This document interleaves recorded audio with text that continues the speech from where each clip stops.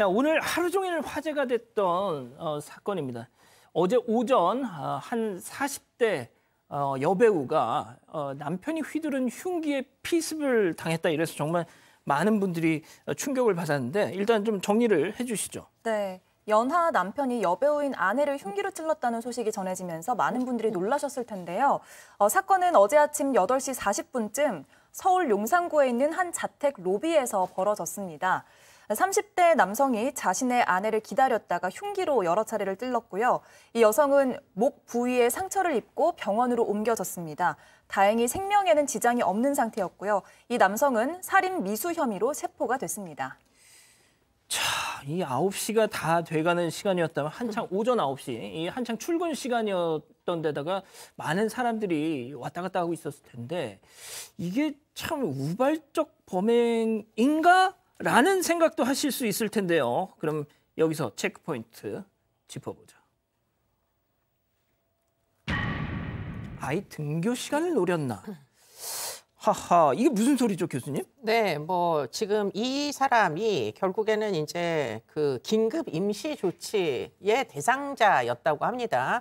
그 얘기는 무슨 얘기냐? 이게 이제 긴급 임시 조치가 내릴 만한 상황이 전개되고 있었다. 다시 말해서 가정 폭력 등이 있었기 때문에 사실은 헤어지는 와중에 이제 긴급 임시 조치 요청해가지고 지금 법원에서 지금 조치가 내려진 거 아닌가 이런 생각을 하게 되는데요. 문제는 그러다 보니까 아마 여성이 아이 엄마가 저 남성을 계속 피했을 걸로 추정되고 문을 열어달라 그래도 열어주지 않았을 걸로 추정이 됩니다. 그런데 이제 흉기를 사전에 미리 구매를 해서 몸에다 품고 지금 엄마가 집에서 애엄마가 나올 수밖에 없는 시간대를 노린 것 같아요. 아침 8시 40분이라는 시간대는 아이가 등교하는 시간이기 때문에 예. 아이와 함께 집을 나서지 않을 수 없었고 그렇죠. 그 이제 길목을 기다리다가 지금 이런 이제 범죄가 저질러지다 보니까 사실은 목을 다쳤다는 것 외에도 사실 상당히 계획성이 있고 흉기도 미리 준비했고 좀 죄질이 좋지 않다 이렇게 볼 수밖에 없을 것 같습니다. 박 변호사님, 그런데 네. 이 남편이라는 사람한테도 무슨 일이 있었죠? 자, 남성이 아마 좀 계획적으로 범행을 아마 생각했던 것 같고요. 범행 직후에 자해를 시도를 했습니다. 본인한테도 이제 흉기를 좀 가했던 걸 보이는데 그렇지만 이제 자해를 했지만 병원에 입원을 했고 생명에 지장이 없다고 지금 알려져 있고 또 의사소통하는 데도 큰 문제가 없을 것 같습니다. 지금 예. 경찰에 체포가 된 상황이고 구체적인 범행 동기라든지 사건 경위 같은 거 경찰이 좀 확인한 이후에 이 범죄 자체는 살인 미수거든요. 살인을 하려고 했는데 성공하지 못했던 그렇기 때문에 구속영장을 신청하겠다, 검토하겠다고 밝힌 상황입니다. 자, 저희가 방금 말씀드린 대로 이 범행이 아이 등굣길에 등교를 돕는 엄마를 향해서 이 범행이 이루어졌단 말이죠. 자, 그 얘기는 뭐냐? 소장님, 네. 이 범행 장면을 아이가 바로 면전에서 봤다는 거예요. 네, 그렇습니다. 아이를 생각했을 때 너무 걱정스럽죠. 정말 외상 후 스트레스 장애 일어나고도 남죠. 아이에게 엄마는 정말 세상의 중심인데 이날 세상이 우르르 무너지는 경험을 한 겁니다. 제가 상담한 분 중에서도 이제 깊은 양극성 우울증과 불면증을 가지신 분이 있었는데 침대에서 잘 누워서 못 자고 소파에서 자는 걸 더 선호하세요. 그래서 도대체 왜 그러냐 했더니 어렸을 때 강도가 들어서 엄마를 해쳤는데 그 후로 마음 편히 푹 평생을 잘 못 주무신다는 거예요. 그런 식으로 이 아이는 그 상처와 불안감을 마음에 이제 계속 해결하면서 살아야 될 수도 있습니다. 자, 그런데 지금 뭐 우리 가족 여러분들도 채팅창에서 도대체 누구냐? 지금 뭐 많은 또 추측을 하고 계시는데 뭐 정말 하루 종일 난리였어요. 네, 그렇습니다. 40대 여배우가 누구인지를 두고 관심이 쏠린 건데요.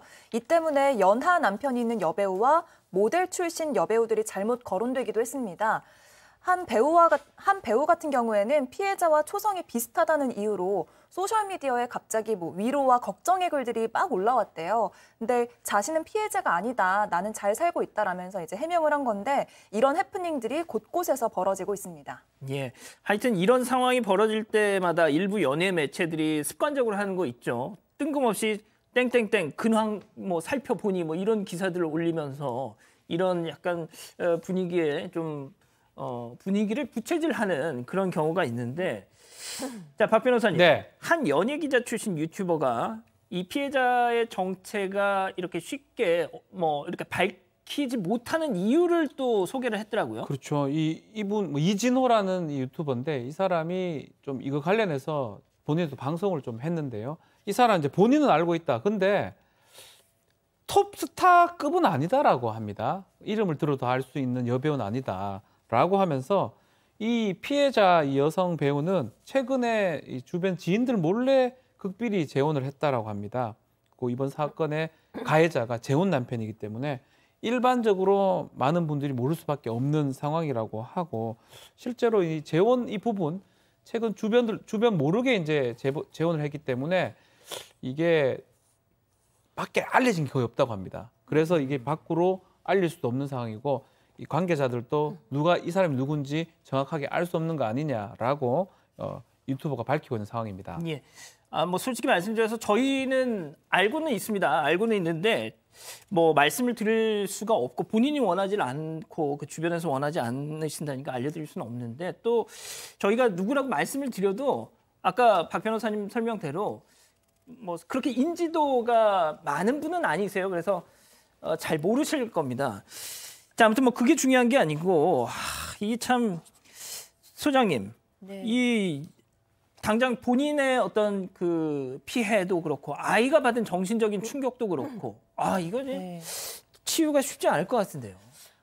네. 그래서 이제 심리 치료도 이 시점에서 굉장히 중요하죠. 안정이 필요하고 위로가 필요하고 치유가 필요하고, 아이 역시 마찬가지입니다. 근데 심리 치료만큼 굉장히 지금 필요한 것은 안전에 대한 확신이죠. 내가 이제는 이 사람으로부터 안전하고, 또 내가 제일 잘못한 게 없는 상황에서 또 대중들한테 알리고 싶지 않은 사실들이 알려짐으로써 2차, 3차적으로 마음의 상처를 입을 수 있잖아요. 그런 부분에 대해서도 우리 사회가 우리가 좀 너무 무분별한 추측 같은 거를 좀 지양함으로써 이분한테 두 번, 세 번 상처받지 않도록 좀 안전을 제공할 필요가 있지 않을까 생각이 듭니다. 예. 교수님, 뭐 마지막으로 네. 이 뭐 가정 폭력이에요. 예, 가정 폭력입니다. 그리고 또 뭐 이전에 이 여배우 말고 다른 어떤 걸그룹 출신 뭐 어떤 여성도 자기가 이제 남편에게 폭행을 당했다, 이런 얘기를 최근에 한 바가 있는데, 야, 이거 참 쉽지가 않네요, 이게. 지위 고하를 막론하고 지금 이러한 이제 폭력의 피해자가 되시는 분들은 이루 말할 수 없는 상처를 받게 되고, 더군다나 유명하신 분들은 이제